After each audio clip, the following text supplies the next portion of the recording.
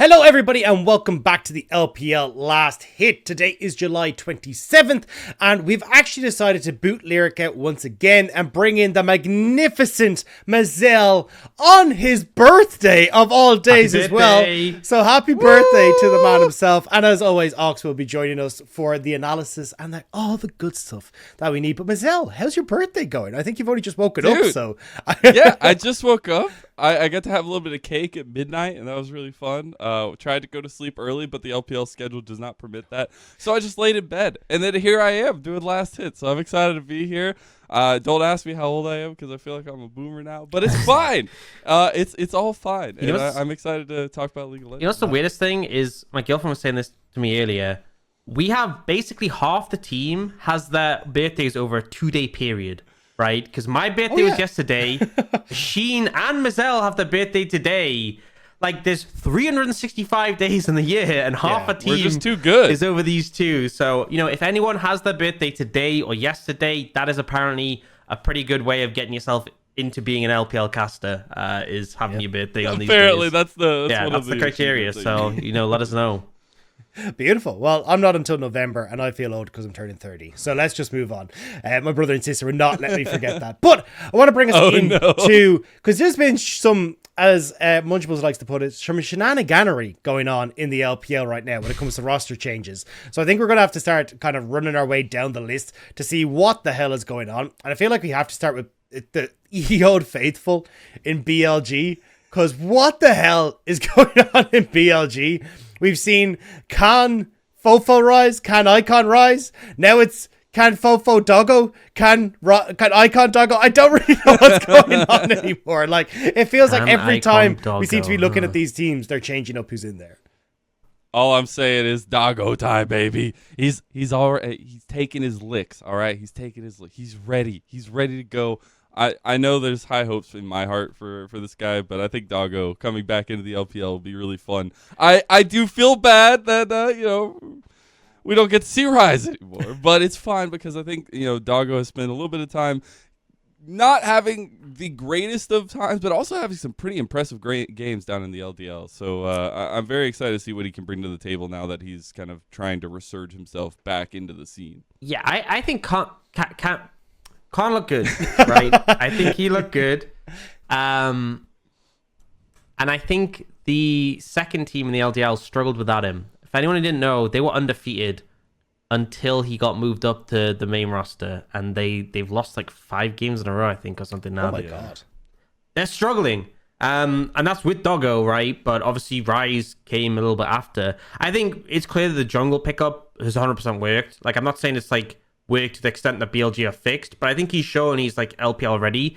Needs time, absolutely, needs a bit more. And maybe if he was on a team that wasn't BLG, we'd see a little bit more success from him. Is that what you're announcing? But but the AD carry situation, I don't think Rise is quite ready. He's had some okay performances, but I'm not super convinced. I think Doggo I'd say comfortably Doggo is the better player right now. But I don't know, like, what BLG can do. I don't think any arrangement of players that BLG has on this roster is really going to fix them. At this point, it's kind of just like, what will get them closest. And I think this is probably the iteration. As to the Fofo Icon thing, who even knows? I feel like probably Fofo in my mind at the moment. But even then, like, Fofo was there when they originally had issues. I don't know, man. I'm so lost. I just want to make one last little point on Doggo, right? And we were talking a little bit about his LDL. I went and looked at the numbers. He did, there are a lot of losses, but his score streak, not necessarily the worst in those. In some of his games, like he has 2 recent games just last week, went 11-0 on Sivir and went 10-0 on Samira. And I think you can see that there is that possibility for the pop-up from Doggo, and there's a reason why he was starting over Uzi in spring. So I think it's a really interesting conversation, but it's not just Doggo like you were talking about. I think that's the whole amalgamation of BLG is that it's like I don't know what we're gonna get at this point. We're going into the last 3 weeks. It felt really weird to me that they just suddenly like cut Doggo out of the picture, because I think the biggest conversation was like, Doggo works. Crisp works. Like, this is the core bot lane that you should be building around. And it felt like they were kind of like, okay, we got Khan in. Khan somehow is managing to wrangle Fofo into like working with them, trying to make moves, whether it's evades or whether it's him trying to like find skirmishes in river. It felt like, okay, well, now you've got like either Fofo can be your carry, or, you know, if you wanted to put in Icon, okay, Icon can start to roam and you can really look to play around bot side and let Doggo be the big carry like he was when he was over in the PCS. It felt really strange to me that they played one series with Con and Doggo, and they're like, no, this combination would never work down to the bottom. Like, it just didn't make sense to me. It felt like this was the combination that, out of all of them, probably should have worked the best. Yeah, I feel like there has to be something behind the scenes. I mean, it's a no-brainer at this point. Something must have gone on behind the scenes. I feel like, I don't know, BLG are kind of like, you know, when people talk about, like, you're in sort of red warning, danger zone and everything, it's been running for months at this point, and they're still kind of scrambling to work out what is going to work. I don't think there's a solution. I don't think there's a solution that's going to fix things. Not for the position they're in, currently 4-8. You know, we often talk about 8 wins, 8 losses being like the edge of playoffs. They are not in a good spot to be able to make that, especially when you factor in, you know, that you have to play V5 still. You have to play FPX and OMG. There's a WE one, which they probably should take, but I'm not confident BLG. And at the end of the day, I'm looking... Like, my feelings on this team, well, I'm looking at 2023. I don't think there's much to be said for them for the rest of the year, other than can they scrape together some more wins so it doesn't look as bad when, you know, I think recently there was a statement saying, like, I can't remember who ended up saying in the end, but it was like how much money had been spent on that original BLG roster, and it was not a small amount, is all I'll say. So that's the thing that makes it so much more catastrophic than like any other roster who are below 10th place right now. Yeah, I think that's why I was so like frustrated when I watched PLG struggling, because I was like, you took all the good players, lads. Like let the good players go. I want to be able to watch these guys on other teams succeeding well. Like, make the LPL look good. It was kind of them and LNG. I was like, stop taking the good players and looking really bad. It's so frustrating to watch. And then you go and look at some of the other teams that are struggling. You're like, they could have had them. They could have had these players. Like Ultra Prime, if they'd gotten their hands on one or two of these guys that were stuck here, maybe that could have been it. But yeah, I don't know. It feels a little bit heartbreaking. You even say that. I think that's one thing, but also, like, I look at some rosters where, you know, maybe there's an individual player struggling. You know, I know that Top Esports had some occasional struggles in the support role, and I just think, imagine if Chris was on Top Esports, how stacked that would be. Like, I'd be, they won Worlds. Yeah, it's done, settled, over. I don't know. I mean, I feel like that's the most frustrating thing, as you said, that, like, there's so many good pieces here. But whoever put them together, I just need to see stability. Yeah, I need to see them like actually look for something that's going to work in 2023, because they, like we were saying, they have so many pieces. So in a situation like this with other teams, you would say, right, like, blow it up. Let's see what happens when you change it up. But they just invested into this crazy scheme that they had, and I wonder. I mean, obviously from their intent, I would expect them to want to try to figure something out with all these pieces they have, and that is what, like, I'm looking out for the rest of the season, is do they actually get their, pardon other words, but backpack together and actually move forward, because this team, like we were saying so much, has been so lauded just for the names they have on the team, but it's been about how they put it all together that's kind of been lackluster. Yeah, my final note on this is, I don't know if you guys ever played with Lego much when you were younger, but we had like this big box of Lego when we were kids that we used to, like, you know, build whatever out of. And there was some, like, great pieces, right? Like, especially if you dug to the bottom, that's where somehow, for some reason, all, like, the lightsaber pieces, because you had some, like, Star Wars Lego would end up. Like, that was the good stuff, right? You got, like, the lightsaber pieces, these little, like, tiny, intricate ones, like, oh, I can make some good stuff with that. BLG took all the good pieces, and then they've just made this horrific monstrosity that doesn't even function. And I'm like, I'm sitting there, well, not me, but, like, other teams are sitting there, like, you know, with the absolute scraps, just like, yeah, can I borrow one of those? You know, I really just want, you know, my Luke Skywalker figure to have a full lightsaber, and BLG are like, no, this is mine. This is all mine. That's how it feels. The other team's been left with, you know, those air traffic controller cones pretending it's a lightsaber. It's like, you know, this will work. This will cover us. And look, it kind of gets the job done. But look, I think we got to look at one of the other teams as well that unfortunately has been struggling. As of today, anyone's legend. I'm sorry, Mazel, to do it to your birthday. Losing 2-0 to OMG. And especially when you look at their schedule, I don't know if they're going to manage, lads. I'm going to be honest with you. It's a sad, sad day to be a Panda. That's all I'm saying. It was more so just for the lock-in for RNG that I was really excited about because they're one of my top teams going into Worlds. But Anyone's Legend, I know me and Ox have talked about it extensively. Like, we love this team, and it is so disappointing to see them faltering in a moment where we feel like they should have springboarded off of into this really difficult schedule that they have coming up. Because here's the thing, if they beat OMG, then they have 8 wins, decent spot to potentially make playoffs, and then it just relieves a bit of the pressure going in these final 4 series. And it's like, they could upset, they could not, but they get a lot of lessons out of these series, and maybe they go into playoffs stronger. But just now, before we go into this, just for people who aren't aware, it's RNG, JDG, EDG, and Top Esports that these guys still have to play. Yeah, so not fun. I feel like they have to at least get 1 win to keep themselves in with the good chances. And I don't know where you get it. I actually think like earlier in the split, I would feel more confident about them getting an upset there. But I feel like RNG has started to really ramp. JDG, I think there was a point where they're dropping games. They lost to FPX. I feel like that was the point you could upset them. JDG after beating V5, nah, ain't happening. I don't believe it. EDG is probably the closest now, I think, that AL has a chance of upsetting. And that's worrying. I mean, even the scary thing is Top Esports. Like, Top Esports is normally the team Top Esports could totally throw a series.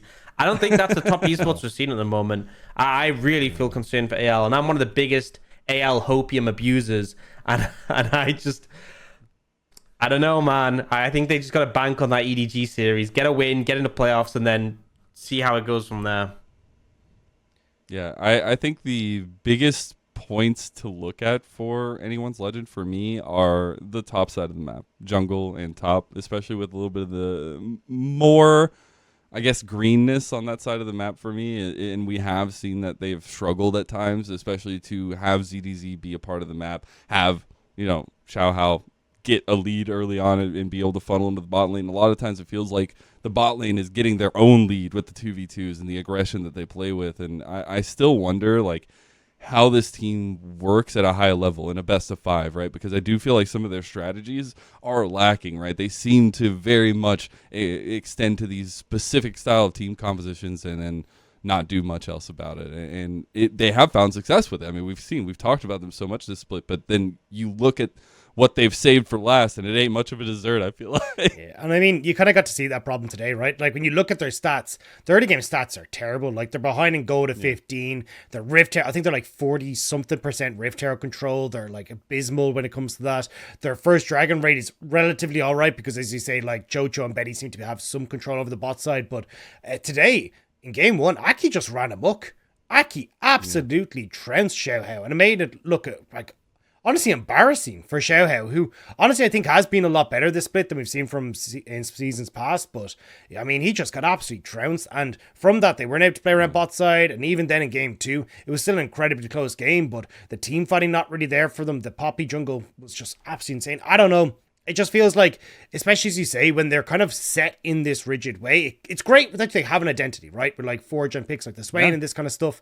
But I do agree, Mazel, that it's like, well, if you don't get your hands on that, then what's the fallback plan? And it just doesn't feel like they really have one right now. Betty just has to carry everybody. Yeah. Like, he literally just has to put on the carry pants and I feel like show up. Honestly, AL would do so well in another region that wasn't LPL, because I feel like, I look at other regions, like I was watching LCK today, and it's like they first picked Yumi, and, the comps just feel like they're leaning so much in the late stage of the game. That's why AL thrives. I think AL's big issue at the moment is because you have teams like JDG, Top Esports, V5 who don't give you the time. They don't give you the time to scale. And, credit to them, like, they've been functioning well despite that. But I just feel like in a slower paced region, which everyone, like, it's always been a thing that our LPL has been faster, but especially with the durability changes, I feel like every other region slowed down and LPL's the exception. I feel like AL just, I felt like the early game had gotten better, but it still feels like a struggle to get to the point in the game where they function the best. And I'm not optimistic, especially with like how teams are still set in this fast pace of the game. I thought, with the durability changes coming in, that's the thing, is like the first patch we had this split on was when tower damage was like ridiculous. And I think that's where they thrived the most, when it was like, okay, tower damage is doing. You can't dive, you can't accelerate the pace of the game. We saw like the slowest. I think the meta We're has still been. seeing some We dives. still were seeing dives, but like burden of execution was higher. So you had to do so much more to make them work. Like, don't get me wrong, the LPL was still faster paced than the regions, but that gave them the most space. And I feel like as we've seen the patches come in and durability has been like adjusted, I think the pace is just too fast still for AL. So yeah, do you just think they're out of it then? Do you think it's just not going to be possible? I feel like I don't think there's as much hope for them. I think it depends though on the next patch on 12-14 and how that lies. But I'm honestly not super optimistic about the chances of them on that one either. Like, the thing is, like, I'm talking in terms of perspective of this team making, like, worlds in that fourth spot. I think the two major issues are, one, the top four have sorted their stuff out. I think JDG had some question marks around when they were dropping games. RNG was a bit uncertain on. I think we have a really strong top four. I think V5 are probably the biggest question mark at the moment. And even then, you have, like, Weibo and EDG to follow up, even though OMG are looking good now. I struggle to see AL going worlds. I think they.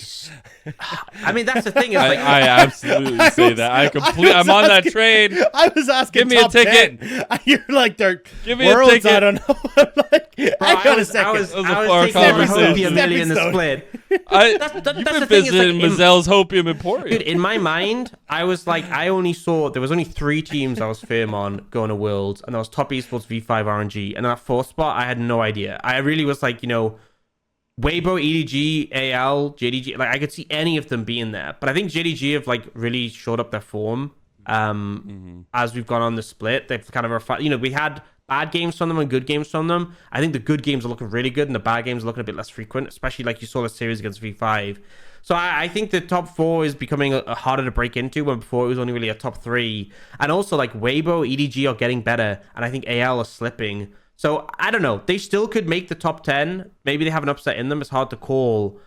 But that's the thing is like, making top 10 is one thing, but at the end of the day, everyone wants to go to Worlds. And I think they're at the point where like, I do not see them going to Worlds, which is like quite harsh. Whereas like, they still could make playoffs, but at the end of the day, everyone knows what we're playing for in the summer split.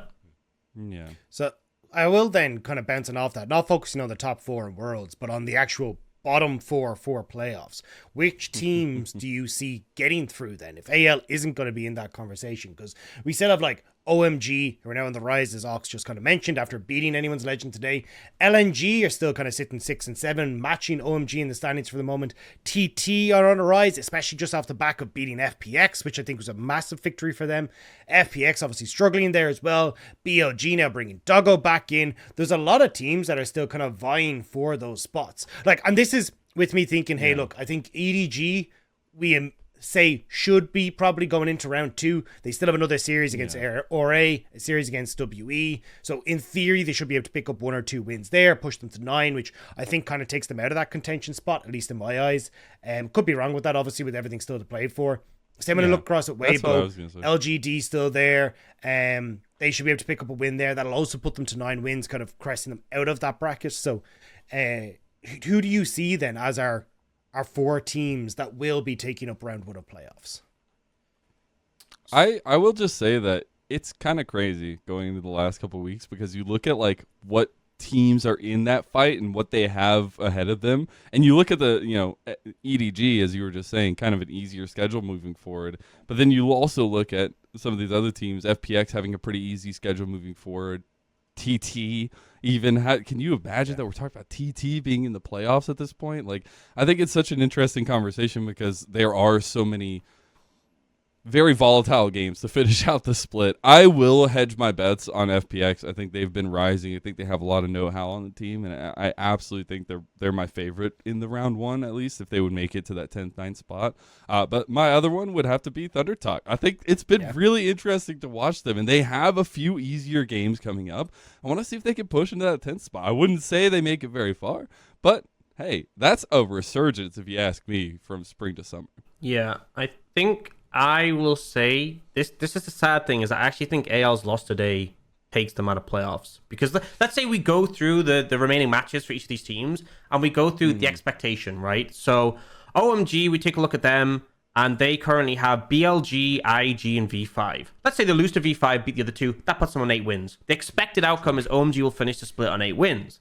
LNG, when we look at them, they have WE, RA, and Weibo. I would say they lose to Weibo, win the other two. That puts them on 8 wins. TT, although they only have 5 at the moment, have more matches to play. They have Top Esports, LGD, RNG, Ultra Prime, and RA. I think they beat Ultra Prime, LGD, and RA, and that puts them running theme here on 8 wins. Final team I want to talk about is FPX. They have BLG, Ultra Prime, Weibo, and WE. I think they beat BLG, Ultra Prime, and WE. Weibo, they could, but I don't think they will. But even assuming they don't, right, because Weibo are quite high in the standings. Summit versus the That Shy. puts them again on 8 wins. So I've just said how OMG, LNG, Thunder Talk, and FPX can all quite easily make 8 wins without even making any upsets. Whereas AL, they could make 8 wins, but they would have to beat one of those big 4 we talked about. And I think if they don't find this upset out of nowhere, it is just going to be OMG, LNG, Thunder Talk, and FPX taking it above them. They have less to do to make that 8 wins. And AL, not only do they have to hope that they get an upset, they also have to hope that someone else doesn't get an upset and sort of push themselves further up. So I think that's my top 10 in my mind. It's the top 4 we have right now. JDG, Top Esports, V5, RNG. To 6 is Weibo, EDG. And then to 10 is OMG, LNG, Thunder Talk, FPX. That is my brain saying that is the most likely top 10. And it makes the most sense. But man, do I hope AL get that upset somewhere. I mean, because if they do, that keeps the hopes alive. I mean, all we need is like BLG to win like a series against FPX. That makes things incredibly interesting. If they win a series against OMG, WE comes out with an upset out of nowhere. Like, we have seen these happen. Like, look, whatever. So, I mean, realistically, that could completely change up how those end up, the last of the standings situated. Here's my question for you, because I think that makes sense. Which do you think is more likely? That BLG, because BLG have matches against OMG and FPX, that BLG upset one of those two, or that AL gets a single upset against one of the 4 that they are playing against, right? Because I think that's a tough one. Am I still on the Hopium? Because if I'm on the Hopium, then I'm saying AL. AL get the upset? I mean, it depends how you view BLG, how you view AL. Because that's the thing. It's like, I think saying, okay, AL need an upset against, I don't know, for example, JDG. That is a hard sell. But it's 4 series, right? 4 series. And remember, if you think back to spring, WE 2-0'd RNG late in the series. Like, these upsets do happen, and it's 4 series. Like, see, that's the thing. It could go both ways. Maybe that's the argument, is that, like, we could see BLG upset, we could see AL upset. There is still hope alive for AL. Maybe that's the thought. There's multiple ways it could happen. This is why I hate AL, though, because they're not consistent. Like, I'm looking and I'm like, hate's a strong word, you know what? Like, they beat TT. Oh god, they're looking pretty good. You know, they come in, they at the start of the split, they beat a BLG. They like pushed V5 to several games. Then they lose 2-0 to LGD. Struggle against IG. Like, none of this is consistent with me. They beat Weibo 2-1. Like, none of this is consistent. So, like, maybe across 4 series, that consistently inconsistent, you know, the coin flip comes up. I don't know. But it's just like, it's so hard to see. I think I agree with you that EDG is probably the best one, but I think my scariest thing for BLG is that we've kind of seen so many different movements from them, and it's kind of lit a fire under a lot of the players that are coming back in, right? We've seen Fofo much more willing to move around the map, way more willing to interact with the team after being benched for a little while for Icon. Again, it's like, hey, look, you've now got motivation to listen to us, work with us. Same if you look at like Doggo coming back in. If Doggo's posting like 20 KDAs off of a couple of his games coming through from the LDL, this guy looks like he's kind of angry. And I feel like the biggest thing that I was missing on BLG's side was a strong AD carry. Someone who can be like, oh, well, Icon can play whatever the hell he wants mid, and Icon will go for these roams, and then we get to play. I feel like a strong, like, Khan, Icon, and Doggo just feels like a very strong lineup for the way to be able to just focus around bot side and make that work. And I think Bin has been far more consistent than he has been as well. I really think that people are going to be surprised by what BLG can bring to the table coming back in, because it just feels like that that lineup for me was the best lineup that I was expecting from BLG, is the Icon Doggo combo. Well, that then I asked you, do you think BLG have hope? Because we're talking about this as if BLG are out. And realistically, if they start to get... So, for example, if they start to beat some of these teams, they could drag other teams down to 7 wins, which means they wouldn't have to beat V5. But also, could they upset V5? V5 aren't as crazy as we thought of them before, I feel like after beating by V5... This is why JDG, I, as the host, wanted to ask yous, so I don't have to actually think about it. Because this is the part that I've been racking my brain about. I know you, Rob. I'm like, what do you think about this? He holds up the mirror and I'm like, I have crap. no brain here, so I just smile and I look nice sometimes. But this is the thing, right? Because I could see FPX and Off Day losing to BLG, right? I think OMG are also another team that is very inconsistent. Cough, cough, if Samira gets picked. This is where I'm just I don't know. I could see BLG, I assume they beat WE, just off of raw talent. So the question mark is then V5.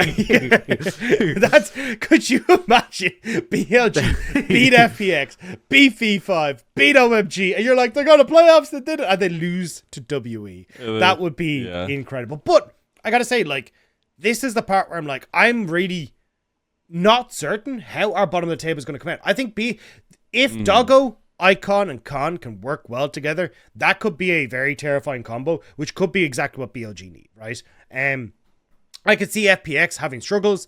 I think TT as well haven't been the most consistent. I'm on the TT hype train, but I also seen some of their team fights. It has looked better in their most recent series, but some of their team fights have been very sloppy. Just because I think with language barriers, communication not exactly being the cleanest. So there is a lot of question marks around this. I think my top 4 is going to be I think I'm on Ox's page where I'm pretty sure Anyone's Legend might have kind of screwed themselves over by losing to OMG today. So I think it'll be LNG anyway. I think they just have an easier end to the split. I think TT as well have too easy of an end to the split because they've got LGD, Ultra Prime, Ora. They're bound to pick up, the 3 wins that they need out of that to push them to 8. And then I think they're just out of the equation. But I think it then becomes very, very interesting to see what happens with FPX and BLG, OMG as well, how those 3 pan out. Because OMG still have to play Billy. Billy still has to play FPX. BLG are facing 2 of the people that they're going up against, and they're just coming back in. I could honestly see BLG just about eking it into playoffs, and either OMG or FPX missing out as a result. I gotta stop us for a second because we gotta make sure everybody's on that TT train because we lightly touched on them, all right? But we gotta talk about TT because I think it's really interesting the fact that we've seen them come to this point. We're seeing them right now at 10th place with a lot less games to play, or a lot more games to play, right? But I'm still so excited for the roster that we're actually seeing it kind of come together. To some extent, we're seeing, for me, it's all about emotion. It's all about camaraderie and just seeing the elation on their faces in that post game for the win in their last series against FPX was so huge. And yes, they are coming against top esports next. Yes, they have to face RNG, but as you were saying, the big ones we're looking at are the LGD, RA, and Ultra Prime series because I just never thought that I would be talking about TT in a playoff spot. And I'm not saying they're going to make a deep run or anything, but it's actually incredible because we do see teams make these crazy meteoric runs in the LPL all the time, especially with a little bit of momentum and a little bit of good feeling. So I'm really excited to see what this TT roster does. I know we haven't touched on too much in specific, what's been working for them, but it's been really interesting to watch their split so far when we were very much down on them because they had a pretty hard early split, at least, that it showed a lot of their weaknesses.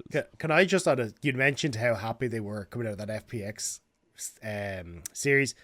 Beishwan walking out of that room after the first game like an absolute baller. I was like, I can feel the smugness of this man knowing he's just beaten his old team, and then, as you say, the elation that was in that room, everyone jumping around like they just won the world championship was incredible. So you can definitely see for TT, Hoya looked like he was gonna pass out. He had to sit down. He's like, oh. But that's the thing, it feels like it's coming together from TT, and the fact that everyone's initial reaction was we're all going to hug each other. We're all there. As you say, the camaraderie. It does feel like it's coming together.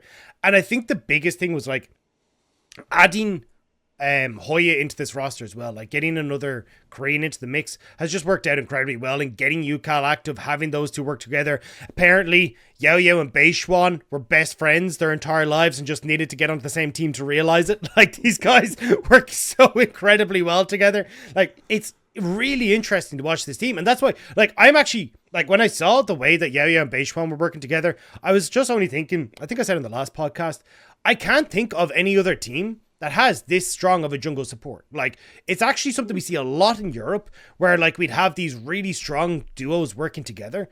But when you actually look at the LPL, we don't have a lot of really strong jungle support synergy with people roaming around. We used to see it a good bit from like WE. We see it a little bit on JDG, but like not to the same extent as you see with Yao Yao and Beishuan, where like every play that's made seems to be these two working together.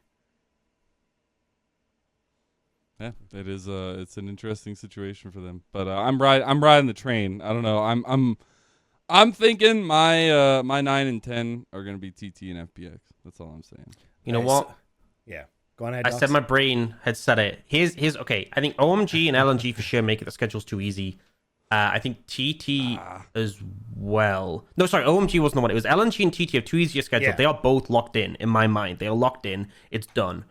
It's between OMG, FPX, and AL. And I honestly think right now, I think either BLG are going to be FPX, or I think AL are going to get the upset. And I actually think to round off the 7 to 10, for me, it is going to be LNG, TT, OMG, and AL. I don't think FPX make it. I don't. That is my. I'm going with it because I think like you look right. FPX have only 3 series. Yeah. Sorry, 4 series. And they kind of need 3 wins to get 8. And it's like they play Weibo, which is a tricky one. They play BLG, which, you know, we talked about this potential for the upset, especially as they just lost to TT. And they play Ultra Prime. And Ultra Prime have looked rough recently, but I also think you can't ignore them by any means. Mm-hmm. The WE one, I think, is going to be a freebie, but I could see it happening. We actually, the problem is, we're spending ages in this discussion. This gets solved tomorrow. BLG and FPX play tomorrow, which solves half of this discussion, which is really, really sad. So we're going to have to try and see how... I think if FPX beat BLG, you got WE in there. You've got... which should give them the win. I think Ultra Prime as well. They should be able to get a win over.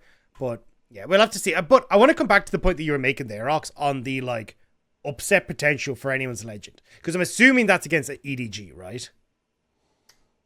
Or do you see... is this an even spicier take? Oh, that's what I was saying. This is how I view it, right? I think AL...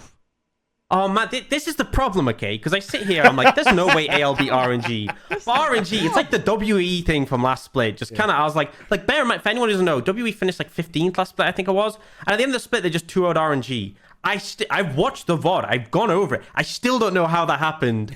They were actually the last team to beat them in a series, and then they won MSI. Like, I don't even know, right? It's just mind-blowing. So, but I don't think RNG... Yeah, I think RNG should beat them convincingly, okay? Top Esports, I also think should beat them convincingly. But Top Esports have also just... They're Top Esports, right? And I can honestly... They are. This should be the most Top Esports thing ever, is they beat V5 in week 10, and then they lose to AL to finish the split. That would be like the most Top Esports thing ever. But I also think it's unlikely. And then JDG and EDG, sorry... I feel like I'm losing my mind here, but I think it sounds like it. It's possible. It's possible. It could happen. This is the LPL. It could happen. Yeah, that's the thing. If you listen to like Euphoria and you're like, you see Draco's there, very suave. Like, there's no way that this team beat like, I know BDS beats G2. They don't beat Fnatic. They don't beat Vitality. And you're very confident. I love how when you come across the LPL, every one of us is like, I can see it. I got like 6 different scenarios. I give them like a 15% chance. Like, it can happen. Like, there is a chance. There is always a chance. I just draw the circle. Yeah. Actually, let's go with the percentages, okay? Let's go with the percentages of each series, okay? I think percentage, they upset Top Esports. I'm going to say like 8%. It's pretty low. It's pretty low, okay? Percentage, they upset RNG. I'm going to say like 6%. I really don't think it's happening, even though it could. Oh my god! Percentage, they upset JDG. I'm going as high as 15. Even though JDG just beat V5, this team just has a habit of dropping games. Whoa! And I could see them just trolling against AL, and AL will that's where they thrive, when you troll against them in the late game. But they have to use and then to EDG reset the scales, right? Like, yeah. EDG, I would actually go as high as, I'm just pulling these numbers out of the air, but I'm going to go as high as 23% in current form. Because I think EDG haven't been super. It could even be slightly higher, but I'm going at a moderate 23 and a half, right? Because I think EDG haven't watch out, Rob. Mega convincing, and I feel actually I'm 29.6. Oh no! Right, that's the highest chance one. If you add up all those percentages, right, it comes to close to 50. Actually, I think it's over 50%. But the point I'm making is let's round it to 50%. It either happens or it doesn't, and that's where I'll leave my analysis on that. Okay, you get a clap from Mazel. So I'm gonna pick at your 29% now, because oh my god, this 29.6 is this EDG with Jiejie or is this EDG with Junjia? Because we're now starting to see EDG mix it up. And personally, I think Junjia's been a massive upgrade for them. Jiejie has really struggled, but Junjia has been on point with his ganks. His poppies look great. He looked spectacular in their last series. This is where I retract my previous statement. I'm back to 23.5. Oh no! See, this is the thing. I watched them against them. LNG. I was like, Junjia looks amazing. The poppy ultimates that he was pulling out were insane. I thought this guy looked incredible. I'm like, this seems to be the difference maker, at least in my head, for what EDG need. Because when you think about it, the early aggression that they missed so they could try and play around bot side that JJ wasn't giving, Junjia's now coming out with. He looks great on engages and team fights, which is where JJ was really starting to struggle after the World Championship. Across the board, this seems like just a genuine upgrade for EDG. So I'll present the case, okay? Right? Okay. Junjia looked really good against LNG, So hey, against Tarzan, actually, Yeah, that is true. That is true. I agree with the point you're making, but I feel like one of my issues with LNG, and this didn't used to be a Tarzan thing. It used to be he was kind of separated from that, especially in spring. But it's now a thing. I feel like someone is always underperforming on this team. It's never the same person, but you go to a game and someone always just absolutely sprints it, right? And I'm not saying that specifically happened to Tarzan, but I feel like this team is so volatile. I'm not convinced yet. I do think Junjia looked really good, but I kind of want to see how EDG do against, a stronger team like AL. No, I'm like AL. I feel like we're not going to see the test for EDG because the final games of the split are RA, WE, and AL. And I think the only, Leanne's been good, but not so much this split. And RA just look rough. WE's not going to be a challenge. AL is probably the biggest challenge left for EDG.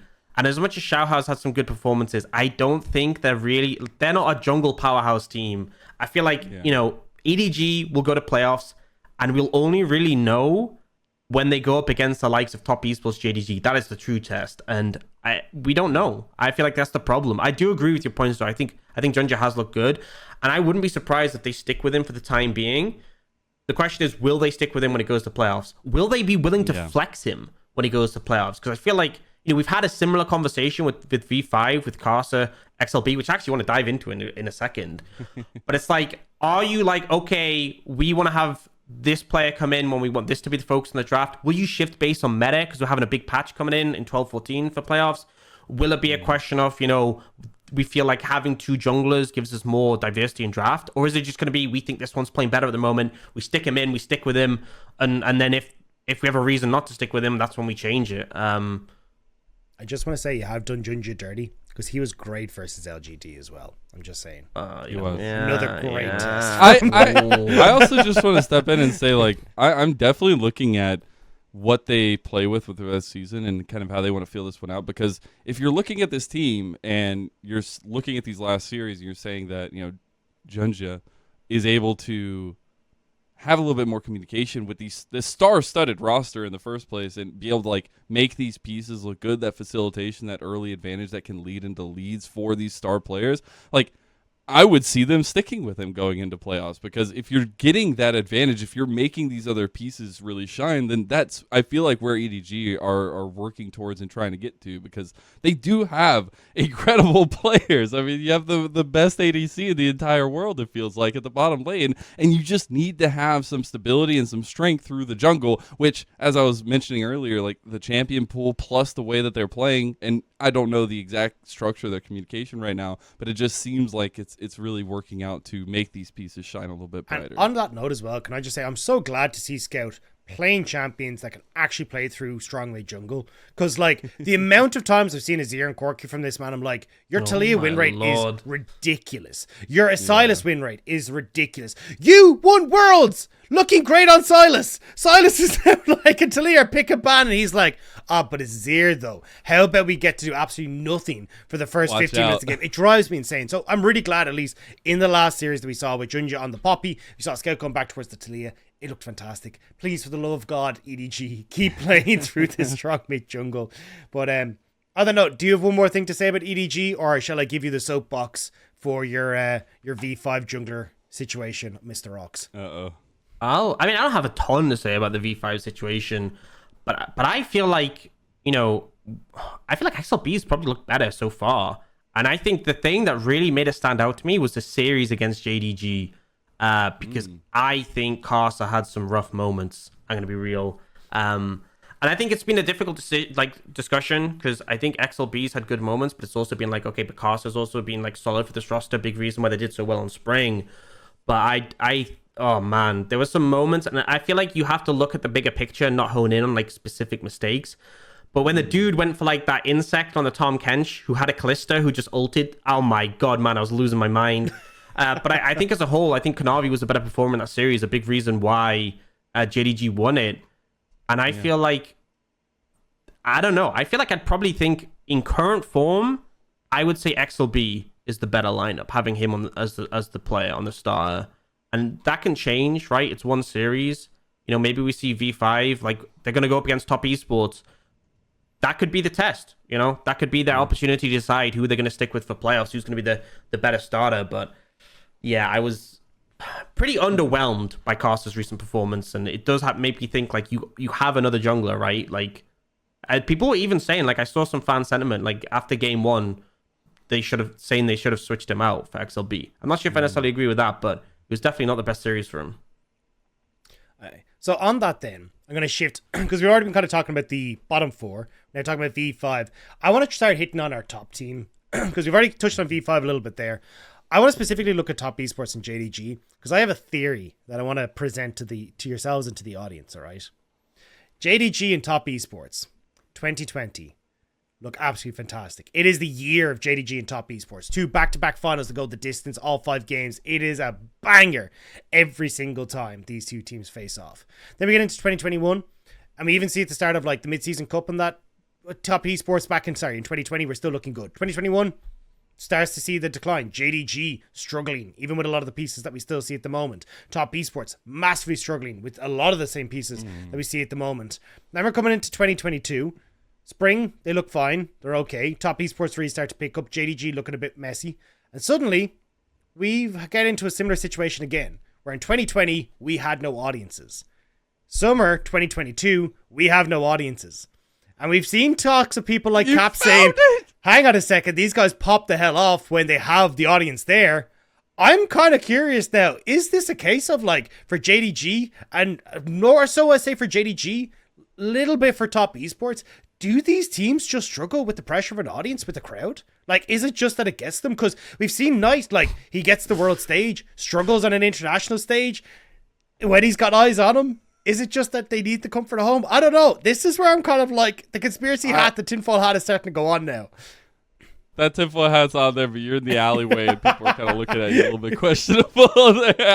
I will buy into it for a second and say you found it out. That's got to be the case. But I think a lot of the time you look at these situations and they can end up being a little bit of coincidence. I think you have to expect that being on stage and being at home, being in a remote location is a much different experience. But you look at a lot of members on these rosters, you think like they can step up to those experiences. They've been in those experiences before. So I would expect to see a little bit more nuance in that factor, maybe not just be because of playing at home, but I think they've really found the strategy. 2020 summer, Yes. 2020 spring, top esports JDG look phenomenal. Just They saying. both hit the main stage.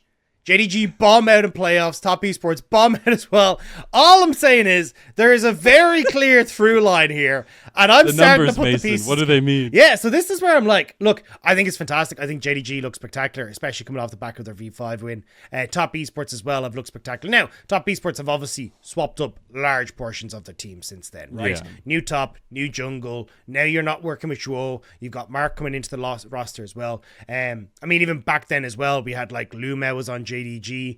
Why am I blanking on the top esports support at the time? Was it was Chocho, wasn't it? Chocho, like, and Junjia, that's who it was. Like there was like these players were looking very, very different, but it definitely feels like at least there is certain amount of comfort for these guys from being able to play at home. And I think it's helped out spectacularly with people like Wayward as well. Like first split coming into the LPL. Don't get me wrong. I love Wayward. Ox, I'm not going to deny Wayward. Do not worry while you're on the podcast. But it has to have helped out a significant amount having the ability to play at home from a practice room in your first split of LPL. Like not actually having to go in front of the crowds to start things off. Yeah, I think what's going to be particularly rough is it depends how things develop over the course of playoffs and into Worlds. Because if your first taste of crowds is at Worlds, right, especially when it's it's not a crowd in China, it's not a native crowd to you. I mean, obviously, it's going to be hard, it's going to be rough, and I feel like that could be like shell shock for some of the rookie players, like using Wayward as an example, who's obviously coming into the LPL and it has been remote for at least I'm pretty sure like just all of his time in the LPL has been remote. So apart from like 2 weeks or something, but so I think it's definitely something to take into account, and I think it's a factor. It's hard to really tangibly measure how much. Ideally, you'd be able to get some of that experience under your belt in like the regular season, and then it would help out when you go to playoffs, it'd help out when you go to Worlds. So I think it's definitely a factor somebody brought up. I do think that obviously, I mean, Rob, you even said it yourself, like the whole tinfoil hat thing. You don't want to fully go into this because it's like, it can be a factor, but there's so many factors at play when it comes to a team being successful. And I think that, as you said, JDG and top esports are still very strong irrespective of that. But these little edges can make all the difference. And ultimately, at the end of the day, like, I feel like, we've talked a lot about JDG top esports V5. I feel like RNG are just this looming threat. Like just, under the water, kind of like Pike, just like there. And everyone's aware, but no one really wants to bring it up. But I actually think like they've started to look pretty scary in some of the recent series. Yeah, I think they... And hey, they are no slouches in front of crowds. Just I mean, they did pretty all right for themselves. Okay, Rob. No, I was agreeing with you. I thought you were pointing out that when they sometimes haven't looked. But they also didn't have enough crowds, for the fine. Their MSI victories didn't have crowds, I'm just saying, LPL, so, it's all right? a sham, really, is all I'm trying to get across here, But no, I agree. I think RNG have looked absolutely spectacular. I'm trying to remember what their last series was. I was casting against. Oh, they demolished Rare Adam. Actually, didn't even look close. Yeah. Now it is Rare Adam, but still, like that was systematic. Like Rare Adam didn't even look like they really had a chance for the majority of that, especially game one. So yeah, I'm curious to see what way RNG pan out, because it definitely feels like they're starting to get an understanding of, hey, these are like Talia, another champion you got to add into Xiao, who's Arsenal. Lissandra's been looking great for him. Wei feels a lot more comfortable when he's able to bring out things like the Poppy and kind of play that more defensive style. And Gala as well, he's having a field day. I mean, late game champions that he can just go towards and have a big team put in front of him. That's exactly where Gala's comfort zone is.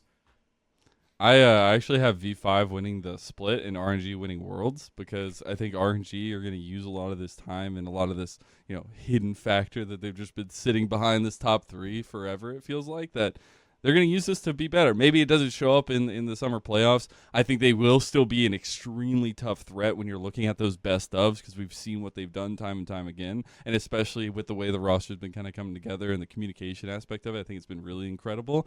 But you also expect that there can be some adaptation to the meta that we've seen trouble them to some extent. I think that they will need to use these best ofs to kind of adapt to that and figure out what exactly works for them going up against these top teams like V5, Top Esports, JDG.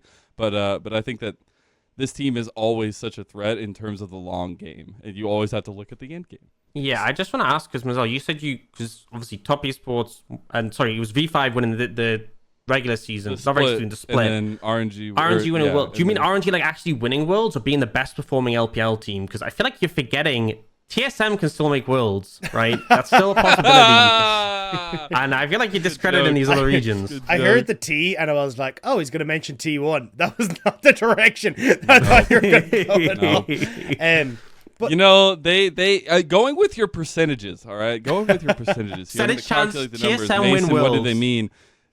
TSM winning Worlds, I put at a point, all right, you ready? 0.05% chance. So you're saying there's a chance. That's fine.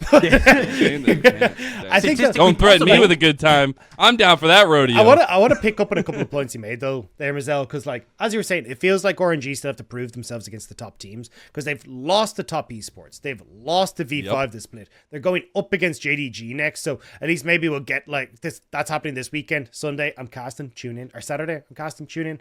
And me, with Mazel. It's my match of the week. Boys, but the boys.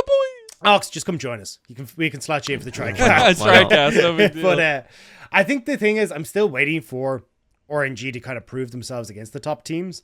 Because at the moment, yes, they look very, very good in the last series, but it was against Rare Atom. And I think they are a team that obviously off the back of MSI needs time to ramp up and all that. But I think when we get to playoffs, we've seen this every single time. RNG in playoffs are a different beast. They are absolutely insane. When they get like single-minded on we are going to focus on this team, they will have a billion different strategies to just focus you out, and you're like, well, we just didn't get to play the game. Like the control that RNG bring to the table, like RNG are the control deck of the LPL, and you have to hand them your deck list before you go up against them. And like, okay, cool, but then we just slot in this, we're going to tech this way, and you've got nothing. Like, it's insane. Yep. Yeah, and it actually is. I feel like, I don't know. I feel like that's so scary. I feel like, you can't always take regular season as like a fact. V5 fans learned that in spring. A lot's going to change. And the thing is, the playoffs are long. There's a lot of time over them where like teams have opportunity to practice. Even if you're not playing like in the start of playoffs, because obviously we've seen teams make these big gauntlet runs. Even if you're like only playing the year end, you have a lot of time to scrim and prepare. And also we're likely going to be on 12-14 or maybe a future pass, but we'll be on like a new patch. And 12-14 is a big change. Who knows who will be the best at adapting to that new patch? Who knows who'll sort of step up the most? But RNG are traditionally a team who are very good at like sorting out what they want to do and how they want to play to their style. And I think especially when we're seeing the meta, because like one of my major concerns for RNG was like if we saw enchanters be a thing where like as much as Ming can play enchanters, maybe not the most comfortable with him not being on a gauge. And also Xiaohu, when he's not on these champs with agency, I was like, what happens then if it's like control mages? But we're starting to see the meta move away from like these scaling control mages like Victor and the Corki. Talia, which is a great example of a champion that Xiaohu can use to like move around the map.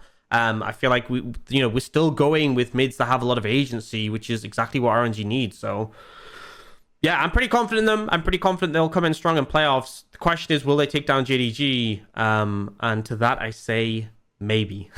So just on that, because I've heard you kind of had different opinions over the course of this podcast, right? Mazel, you to me sound like the loss for V5 against JDG hasn't changed your opinion of V5 at all. You still have them at number one. Whereas Ox, you seem on the opposite level where you feel like that loss to JDG has knocked V5's level down in your eyes. So like, where are you standing on V5 at this moment? Yeah, so I've said this before on Twitter. I'm fickle and impulsive. So when this stuff happens, I'm like, wow, V5 looking rough. It's one series. Wow. I should take that into account. But at the end of the day, I go with what I see. And I think one of the major things as well for V5, this is going to sound like such a weird take, but in my mind, it makes sense. But it's like when JDG drop a game against some weaker teams, like they've done that all split. So like if they drop a game against a weaker team, I'm just like, yeah, okay, that's just JDG, right? When Top Esports do some happy gaming, I'm like, that's just Top Esports. But V5, like they're crisp and clean, right? They don't have happy games really. We haven't seen that at all this split. So when they get 2-0'd by JDG, I'm like, oh, they didn't go into that like just vibing, like, hey, let's have a fun time. Like V5 are here to win as many games as possible, and they lost 2-0 to JDG. It does worry me. It does make me question it. And I think we saw what happened in spring, where they had a fantastic regular season performance, and couldn't carry it through. And I'm tentative on them right now. I feel like currently my Orcs tier list, it's probably top esports at the top because they have top in the name. Makes sense. Yeah. Then I think probably JDG, and then probably I think V5. I think a big part of them losing was they have to go fifth because they have a 5 in their name, right? Oh, true. Yeah. And then probably RNG in fourth. And that's not. This is where I think they're going to end playoffs. That's where I think their current form is. If we just ended the split right now and we just have to. It's like top trumps. When you put the cards against each other, it's like who's. It's like that. Like you snapshot. I think that's where I'd rank them. But obviously things are going to change in playoffs. The meta's going to change. You're going to see form change. You're going to see teams prep. Teams will perform differently when we get into best of fives. I think that's kind of where I have them now, which is, to be fair, that's not that crazy because I kind of ranked. I didn't think V5 were at the top anyway. I thought top esports would take them out in week 10. But them losing against JDG has definitely made me question their position. And it's also, kind of given me a lot more optimism towards JDG because I was definitely a doubter towards them. All right, Mazel, I see that eyebrow raise. Hit him with the left hook. Get him back. It's my birthday. I'm gonna be refined. I'm gonna accept his theories and his posterity and then talk about let him him think what he thinks. I get you. Yeah, absolutely. Yeah, come on, that's what Twitter's for. Subtweeting? Oh, you bet. But I still think that this roster for V5 at least can be so ridiculously strong. I know we talked about XLB versus Karsa a lot, and especially that Ox specifically, you feel like XLB has looked a little bit better than Karsa, but I still hold in my heart of hearts that mid-jungle duo, Rookie and Karsa, they will, maybe not this year, but hopefully next year, they will dominate on the world stage. And I think, especially when we're seeing them dominate in a lot of the regular season and going into playoffs, seeing that best of 5, you talk about RNG's potential in best of 5s, and I really want to see what V5 can prove because last spring was a bit of disappointment for them. So I'm just very excited to see the trajectory, right? A lot of the times it feels like in the LPL, I said it in cast the other day, we're just kind of sitting there waiting and with popcorn in our hands trying to see what happens. And that's where a lot of that second guessing comes. It's where a lot of those percentage call outs come because you literally never know. And I think with V5, there's so many knowns, but there's also so many unknowns when it comes to those late season runs. I find one of the difficult things,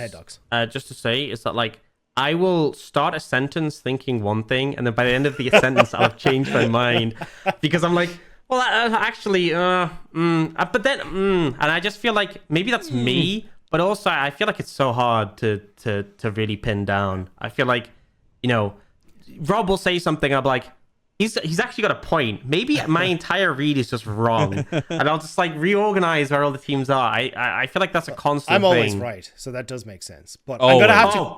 Fair enough. All right, I'm gonna have to bring us along here because we have 3 minutes left, and we have the secret question, and it kind of fits into this because as Mazel was saying, it always feels like you're waiting for teams to kind of have that pop-off moment. It feels like a lot of it kind of comes down to patches where you have this big moment where the patch just fits right. It worked for EDG, it's worked for RNG, it's happened with Samsung Wipe back in the day. I want to ask you, if you could cast any game from any era of League of Legends, what game from history would you want to be the caster for? Because for me, and I'll start it off while you have a guy's chance to think, for me it would actually be Worlds last year. Because obviously being an LPL caster, seeing EDG take it was great. But I feel like that has been one of the rare times where we've actually had a banger of a World Finals. Oftentimes it feels like you're sitting in the semi-finals and you're kind of waiting going, oh, well, we saw our semi-finals between RNG and SKT, or we saw our semi-finals between the two Korean and LPL powerhouses, and then we get the 3-0s for the LEC when they make it to finals twice. No shade, just way things happen. For me, it felt like that finals was the embodiment of what I hoped a finals would be. And the team won, so it feels doubly great. But being able to be a part of that series would have been absolutely fantastic to finally have a world finals that actually had games that lived up to what that moment should have been. But I wanted to ask you guys what yours would be. Ox, you want to go first? Yeah, I've got mine. Like, right. Mine is etched into my brain. And I feel like it's got to be 2016 World Semi-Finals when it was Rocks Tigers up against T1. I just think that series... I mean, it's kind of cheating. Well, I mean, that's the whole point, is we know what the series panned out. But man, that series was just something else. I just love the MF support pick that came out. And if you ever listen to the comms, like, you hear T1 being like, oh, it must be a mispick. It must be a mispick. Yeah. And it was like this, they developed this pick to counter the Zyra, and the Zyra meta was so fantastic. We had those amazing moments, like the arrow from Prey stopping. Yeah. Oh my God, man. Like, we've had some fantastic League of Legends recently, and obviously I love the LPL, but that I feel like, you know, back when I was getting into League, I'd sort of, you know, I'd been playing the game for a decent time at that point. But that series, I was just mesmerized, and it just felt like such a clash of titans. I'm gonna finish this. I gotta go watch it again. That is such an absolute banger, man. That one for sure. It's a no-brainer for me. Mine, it's so hard, man. It's so hard. I would say I'm between two. I would be either RNG's, I guess, Uzi's MSI win. Or I think the one that I would stick with would be summer 2020 finals of the LPL. I think that one would hold a special place in my heart. I just think the hype, the fun, the craziness, like the build up from the previous split into the summer split, like you can't, those are things dreams are made of, for especially for play-by-play casters. Yeah. Like it would be an incredible moment.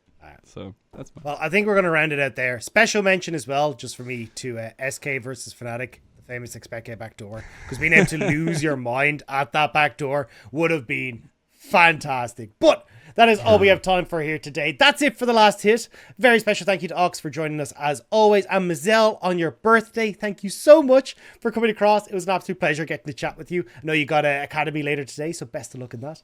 And we shall catch all you fine folks later. Have a good day.